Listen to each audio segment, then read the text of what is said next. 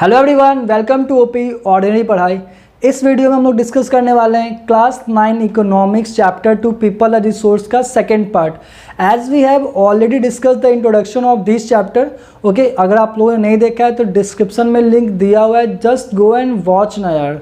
Okay, now in this video we are going to discuss the 2 case study of this chapter. देखो इस chapter में ना एक village के बारे में पढ़ना, जिसका नाम क्या है, सीमापुर। उस सीमापुर में दो दोस्त रहते थे और एक का नाम सकल है, एक का नाम विलास है, और इसी दो दोस्त के बारे में हमको पढ़ना है। यही है हमारा case study. So let's start the story of सकल। ओके, इसके स्टोरी से स्टार्ट करते हैं। देखो सकल क्या था कि सकल 12 साल का एक लड़का था, ठीक है, जो उसकी मम्मी थी जिनका नाम था शीला। वो क्या करती थी, घर का सारा काम वो करती थी। घर में जो भी काम होता है वो सारा काम वो काम करती थी। ओके, जैसे कि बहुत सारे काम होते हैं ना, खाना बनाना हो गया, घर साफ़ करना हो गया, ये सारा काम वो करती थी। और जो उसके फादर है जिनका नाम था बूटा चौधरी, वो क्या करते थे, वो एग्रीकल्चर फील्ड पे काम करते थे। ओके, तो सकल क्या करता था, सकल अपनी मम्मी का घर के कामों में हाथ बटाता था, हेल्प करता था। ओके, और इसके बाद वो अपने छोटे भाई बहन का भी ख्याल रखता था। उसके छोटे भाई का नाम क्या था, जीतू, और उसकी छोटी बहन का नाम क्या था, सीतू। तो जब कभी मम्मी काम में बिजी रहती थी ना, तो सकल अपने भाई बहन का ख्याल रखता था। ओके, इस फैमिली में ना सकल के एक अंकल भी, जिसका नाम है श्याम। श्याम क्या थे ना कि वो मैट्रिकुलेशन पास कर चुके थे, मतलब कि 10th स्टैंडर्ड वो पास कर चुके थे, बट अभी भी वो खाली बैठे हुए थे घर पे, क्योंकि उनके पास कोई जॉब नहीं था करने को। ओके, बट जो सकल के पेरेंट्स हैं ना, वो बहुत ही उत्सुक थे किस बात को लेकर, वो चाहते थे कि कैसे भी करके हम सकल को पढ़ाएं। तो क्या करते ना, वो फोर्सफुली क्या करते कि सकल को कहते हैं कि तुम जाओ, जो विलेज का स्कूल था उसमें एडमिशन ले लो और अपना पढ़ाई स्टार्ट करो। और बहुत जल्द क्या करता है सकल, वहाँ पे एडमिशन लेता है और पढ़ाई स्टार्ट कर देता है। और चूँकि क्या है ना कि वो स्टार्टिंग से ना पढ़ने में पढ़ाई को लेकर काफ़ी इंटरेस्टेड था, उसको पढ़ाई में बहुत मन लगता था, तो ज़ोर शोर से उसने पूरी पढ़ाई की। और उसके बाद क्या किया, he passed the higher secondary examination. उसने क्या किया, बहुत अच्छे से पढ़ाई करके सेकेंडरी एग्जामिनेशन पास कर लिया। ओके, बट उसके फादर जो थे ना, वो यही नहीं रुके। उन्होंने बोला कि तुम क्या करो ना, पढ़ाई कंटिन्यू करो, ठीक है। बट ये बोल तो दिए, बट उनके पास पैसे तो थे नहीं। तो उसके फादर ने क्या किया, कहीं से ना उन्होंने लोन लिया और अपने बेटे को बोला कि तुम पढ़ाई कंटिन्यू करो। तो उन्होंने क्या किया ना, उसका एक वोकेशनल कोर्स में, जो कि कंप्यूटर का कोर्स था, उसमें उसका एडमिशन करवा दिया। और चूँकि वो पढ़ने में तेज़ था, यहाँ भी उसने मन लगा के पढ़ाई की और क्या किया, कंप्यूटर में डिग्री कंप्लीट कर लिया। Okay, after completing the degree in computer, उसको क्या हुआ ना, प्राइवेट फर्म में जॉब लग गया। अब प्राइवेट फर्म में जॉब लग गया तो वो चला गया जॉब करने के लिए। अब जब उसका जॉब लग गया तो उसको कुछ ना कुछ अर्निंग होने लगा, और जैसे ही उसका अर्निंग होने लगा उसका ग्रोथ होने लगा। और उसका ग्रोथ होने के साथ साथ उसने अपने फैमिली का भी ग्रोथ किया। मतलब अगर कहीं से किसी फैमिली मेम्बर को जॉब लगता है तो जो अर्निंग आता है, ऑफ कोर्स उसका सिर्फ ग्रोथ नहीं होता, उसके पूरे फैमिली का ग्रोथ होता है। तो ऐसे करके क्या हुआ ना कि उसका थोड़ा सा उसके फैमिली का स्टैंडर्ड ऑफ लिविंग काफ़ी अच्छा होता है, धीरे धीरे उसका अर्निंग जब स्टार्ट होता है तो। अच्छा, उसी प्राइवेट फर्म में उसने काम करते करते क्या किया ना, एक नया काइंड का सॉफ्टवेयर डेवलप कर दिया। अब इस सॉफ्टवेयर से क्या हुआ ना कि जिस कंपनी में वो काम कर रहा था ना, उसका सेल काफ़ी बढ़ गया। अब भैया किसी भी कंपनी के सेल अगर बढ़ेंगे तो उसके बॉस को तो खुशी होगा ही होगा। सेम तो जिस प्राइवेट फर्म में सकल काम कर रहा था ना, उसके भी जो मालिक थे, जो बॉस थे, वो काफ़ी खुश हुए और उसने सकल को क्या किया, मतलब कि काफ़ी शाबाशी दी और उसका प्रमोशन भी कर दिया। अब भैया उसका हो गया प्रमोशन, सैलरी अच्छा मिलने लगा, उसका ग्रोथ और अच्छा होने लगा और यही कंटिन्यू होता गया, ठीक है। तो this was the story of Sakal. Now come to the story of Vilas. देखो विलास क्या था, ये 11 साल का एक लड़का था, ठीक है। जो इसके फादर थे महेश जिनका नाम था, वो एक फिशरमैन थे, वो फिशरमैन का काम करते थे। बट अनफॉर्चुनेटली क्या होता है ना कि जब विलास 2 साल का होता है तो ही पास्ड अवे, उनका डेथ हो जाता है। His father was a fisherman and he passed away when Vilas was 2 years old। Unfortunately जब विलास 2 साल का होता है तो उसके फादर का डेथ हो जाता है। और उसके बाद क्या होता है ना, जो उनकी मदर है गीता, वो क्या करती है, मजबूरी में उनको जाके जो उनके फादर का काम था ना फ़िश बेचना, वो जाके वो फ़िश बेचती थी और कुछ पैसे अर्न करती थी ताकि फैमिली का क्या चल सके, फैमिली वो चला सके, सबको खिला पिला सके, ठीक है। तो वो करती क्या थी ना कि गांव में एक पॉन्ड था, पॉन्ड के मालिक से वो फ़िश लेती थी और जाके उसको मंडी में बेचती थी। बट ऐसा करके ना वो hardly 20 to 30 rupees per day कमा पाते थे, जो कि काफ़ी स्मॉल अर्निंग था। और इसी अर्निंग से वो अपने परिवार का क्या करती थी, देखभाल करती थी। ओके, अच्छा, ऐसे ही काम चलता रहा। इसके बाद क्या होता है ना कि unfortunately Bilas became a patient of arthritis, मतलब उसको क्या होता है, आर्थराइटिस का बीमारी हो जाता है। ये ऐसा बीमारी होता है ना जिसमें क्या होता है, नॉर्मली गठिया का रोग हिंदी में इसको बोलते हैं, कि हाथ थोड़ा सा ये वाला होता है ना, हथेली ना सूजने लगता है और काफ़ी पेन क्रिएट करता है, ठीक है। बट उनकी मदर का अर्निंग इतना ज़्यादा अच्छा नहीं था कि वो बिलास को डॉक्टर के पास ले जाते और प्रॉपर चेकअप करवाते, तो ऐसा ही कंटिन्यू होता रहा। ओके नाउ, अच्छा, बिलास ना ही कभी स्कूल जाता, कभी वो स्कूल गया नहीं गया कभी वो स्कूल, और ना ही उसको पढ़ाई में कोई इंटरेस्ट था, ठीक है। तो ऐसा ही वो चलता रहा। बट क्या हुआ ना कि कुछ टाइम बाद उनकी माँ जो थी ना वो बीमार पड़ गई। His mother fell ill. जब इसकी माँ बीमार पड़ी तो क्या हुआ ना कि बिलास के फैमिली को देखने वाला कोई नहीं था कि उसका देखभाल कौन करता, क्योंकि बिलास की फैमिली में उसकी मम्मी थी और उसका एक छोटा भाई था। तो मजबूरन क्या हुआ ना कि बिलास को क्या करना पड़ा, फिर अपनी मम्मी का काम ही कंटिन्यू करना पड़ा और फिर जाके वो फिर फ़िश सेल करने लगा अपनी मदर की तरह। ओके, तो ये था स्टोरी ऑफ बिलास एंड ये था स्टोरी ऑफ सकल। अच्छा, ये दो स्टोरी पढ़ने के बाद क्या लगा, मतलब क्या आइडिया लगा दोनों के स्टडी के पढ़ने के बाद? तो दोनों के स्टडी में हम एक चीज़ देख सकते हैं कि सकल क्या किया, स्कूल गया। अब ये कभी स्कूल नहीं गया। यहाँ पे क्या है कि यहाँ पे सकल ने कुछ साल किस पे खर्च किए, एजुकेशन पे खर्च किए, तब जाके उसका क्वालिटी ऑफ लेबर काफ़ी बढ़ गया था। मतलब कहीं ना कहीं वो काम कर रहा था, but as compared to Bilas वो काफ़ी अच्छा काम कर रहा था। बट ये कभी स्कूल नहीं गया और ना ही इसको कभी पढ़ाई में इंटरेस्ट था।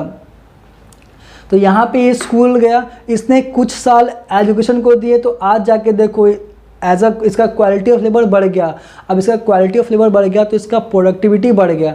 अब इसका प्रोडक्टिविटी बढ़ गया तो नॉर्मली बाकी के कंपेरिजन में कुछ ज़्यादा अर्निंग कर रहा था। अब इसका अर्निंग हो रहा था तो इसके फैमिली का ग्रोथ हो रहा था। बट बिलास के केस में क्या हो रहा था कि ये कभी स्कूल गया ही नहीं, तो क्या हुआ जी, अपने मदर का काम ही कंटिन्यू कर पा रहा था। तो इस जो अपनी ये जो मछली बेच के जितना भी इसका अर्निंग हो रहा था ना, उसी अर्निंग से ये अपनी मम्मी का इलाज करवा पा रहा था। तो देखो यहाँ पे क्या डिफरेंस है ना कि यहाँ पे सकल ने कुछ साल एजुकेशन को दिए, जिसके कारण उसका लाइफ स्टाइल थोड़ा सा अच्छा हुआ एज़ कम्पेयर टू बिलास, क्योंकि इसने कभी पढ़ाई को इम्पोर्टेंस नहीं दिया, ठीक है। ये पढ़ाई के साथ हेल्दी भी रहा। नॉर्मली इसको डॉक्टर का ज़रूरत फ्रिक्वेंटली तो नहीं पड़ता था, बट इसको डॉक्टर की ज़रूरत पड़ा। बट ये क्या हुआ ना कि ये अफोर्ड नहीं कर पाता था डॉक्टर को। तो हम लोग ये कह सकते हैं ना कि अगर आप ह्यूमन रिसोर्स पे कहीं ना कहीं इन्वेस्ट करते हो ना, यहाँ पे यही तो हुआ। यहाँ पे इनके फादर ने क्या किया, सकल पे इन्वेस्टमेंट किया ना, आज देखो रिटर्न दे रहा है कि नहीं दे रहा है अच्छा जॉब करके। तो वही हम कह सकते हैं ना कि अगर आप ह्यूमन रिसोर्स में इन्वेस्टमेंट करते हो ना, तो it can definitely give a high rate of return in future, definitely देगा। जो हम इन्वेस्टमेंट लैंड में करते हैं या कोई भी स्टॉक मार्केट में करते हैं या जैसे ही कहीं भी इन्वेस्टमेंट करते हैं, क्यों, ताकि प्रॉफिट मिले फ्यूचर में, है ना। तो सेम हम लोग इसमें भी कर सकते हैं कि ह्यूमन रिसोर्स में अगर इन्वेस्टमेंट करते हैं by giving proper education, proper training and proper medical care, then it will definitely give a high rate of return in future. कैसे मिलेगा रिटर्न फ्यूचर में, कैसे मिलेगा, in the form of higher salary अच्छा मिलेगा of course. अब जैसे ही salary अच्छा मिलेगा तो उस आदमी का ग्रोथ होगा, उसके फैमिली का ग्रोथ होगा, उसके अलावा अगल बगल सोसाइटी का भी ग्रोथ होता है। ओके, तो अगर किसी बच्चे में ना अगर इन्वेस्टमेंट अभी से कर सकते हैं ना हम लोग, उसको प्रॉपर एजुकेट करके, प्रॉपर मेडिकल केयर करके और प्रॉपर ट्रेनिंग करके, तो डेफिनेटली इट फ्यूचर में हाई रेट ऑफ रिटर्न मिलने का पॉसिबिलिटी काफ़ी ज़्यादा होता है। अभी के पेरेंट्स क्या है ना, अभी के पेरेंट्स तो काफ़ी एजुकेटेड है ना, तो नॉर्मली क्या करते हैं ना, अपने बच्चों को फोर्स करते हैं एजुकेशन करने के लिए कि तुम पढ़ो, ठीक है ना। क्यों ऐसा वो क्यों करते हैं, because they realise the importance of education. आजकल के जो पेरेंट्स हैं वो पढ़े लिखे हैं, एजुकेटेड है, तो अपने बच्चे को चाहते हैं कैसे भी करके इसको बस पढ़ाएं। वो पढ़ाई पे काफ़ी फोकस करते हैं, बहुत ज़्यादा फोकस करते हैं। क्यों ऐसा है? Because they realise the importance of education, क्योंकि उनको पता है कि एजुकेशन का इंपॉर्टेंस कितना ज़्यादा है अभी के लाइफ में। तो वो बहुत ज़्यादा फोर्स करते हैं अपने बच्चों को पढ़ने के लिए। बट उनको पता है कि अगर आज हम इसमें इन्वेस्टमेंट करते हैं तो फ्यूचर में हाई रेट ऑफ रिटर्न ज़रूर मिलेगा, ऑफ कोर्स मिलेगा। तो उनको ये बात पता है, इसलिए वो क्या करते हैं ना, फोर्सफुली पढ़ाने पे ज़्यादा फोकस करते हैं। बट अभी इससे कुछ सालों पहले की बात करते हैं ना, तो ऐसा नहीं था। मतलब पढ़ाई होता था बट इतना ज़्यादा फोर्सफुली करके नहीं पढ़ाते थे। जैसे कि मान लो ना कि अगर बहुत पहले की बात करते हैं, अगर कोई फार्मर है तो अपना खेत में काम कर रहे हैं, तो अगर जिस उनके पास उसका एक बेटा है तो धीरे धीरे वो ग्रो करता है, तो कुछ टाइम बाद ना वो अपने फादर को सपोर्ट करने के लिए फील्ड में काम करने तो जाता है। ऐसा ही करते करते वो टोटली जाके एग्रीकल्चर फील्ड में इन्वॉल्व हो जाता है। फिर वैसे ही करते करते कंटिन्यू होता रहता है उसका लाइफ। बट अभी का टाइम ऐसा नहीं है। पहले का टाइम ऐसा था कि एजुकेशन पे उतना ज़्यादा फोकस, उतना ज़्यादा फोर्स नहीं करते थे पेरेंट्स, बट अभी करते हैं, बहुत करते हैं। तो ऐसा नहीं कि एग्रीकल्चर करे तो ख़राब बात है, नहीं। बट पढ़ लिख के करने में क्या दिक्कत है? अगर आप प्रॉपर एजुकेट हो गए ना, तो हो सकता है कि आप न्यू टेक्नोलॉजी से खेती कर सकते हो, जिससे क्या होगा, मेहनत काफ़ी कम होगा और आपका प्रोडक्शन काफ़ी ज़्यादा होगा। अभी नहीं है क्या, लॉकडाउन में कितना तो न्यूज़ हम लोगों ने सुना कि मतलब बहुत सारे बंदे क्या कर रहे हैं ना कि अपना जॉब छोड़ के ना खेती स्टार्ट कर रहे हैं। तो क्या वो ख़राब काम हो गया? नहीं, खेती करना ख़राब काम कैसे हो सकता है यार। ऊपर से क्या हुआ कि वो पढ़े लिखे थे, तो इन्होंने क्या किया कि कुछ अलग सा टेक्नोलॉजी लगा के प्रोडक्शन रेट काफ़ी हाई किया, इससे उनका अर्निंग काफ़ी अच्छा हो गया। ओके, तो आप कोई भी काम करो बट एजुकेशन इज़ मस्ट ना यार। तो एजुकेशन लेना बहुत ज़रूरी है अभी के टाइम में, तो बहुत ज़्यादा है। ओके, आप एक एग्जांपल देखो ना, जापान, नाम तो सुना ही होगा। जापान क्या करता है? अच्छा पता है, जापान के पास ना कोई भी नेचुरल रिसोर्स नहीं है, ना उसके पास कोल है, ना पेट्रोलियम है, कुछ भी नहीं है। बट फिर भी वो डेवलप कंट्री के लिस्ट में आता है। क्यों ऐसा है?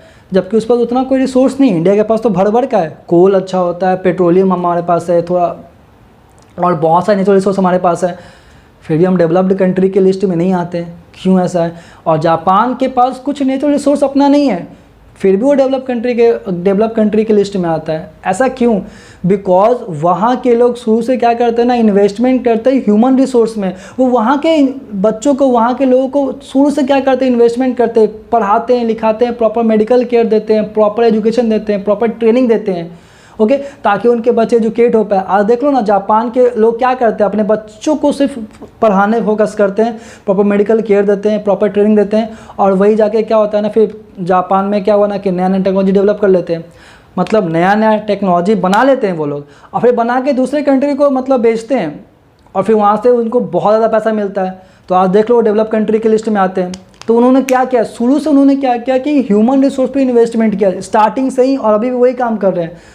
तो वहाँ के लोग ज़्यादा एजुकेट हो रहे हैं, तो वो लोग ज़्यादा एजुकेट हो रहे हैं तो ज़्यादा प्रोडक्टिविटी भी क्रिएट कर रहे हैं, और वही कुछ टेक्नोलॉजी वो बना लेते हैं, उसी टेक्नोलॉजी को बाहर दूसरी कंट्री में बेच देते हैं, वहाँ से उनको काफ़ी अच्छा पैसा मिल जाता है। इससे देख लो जापान कितना डेवलप कंट्री हो गया।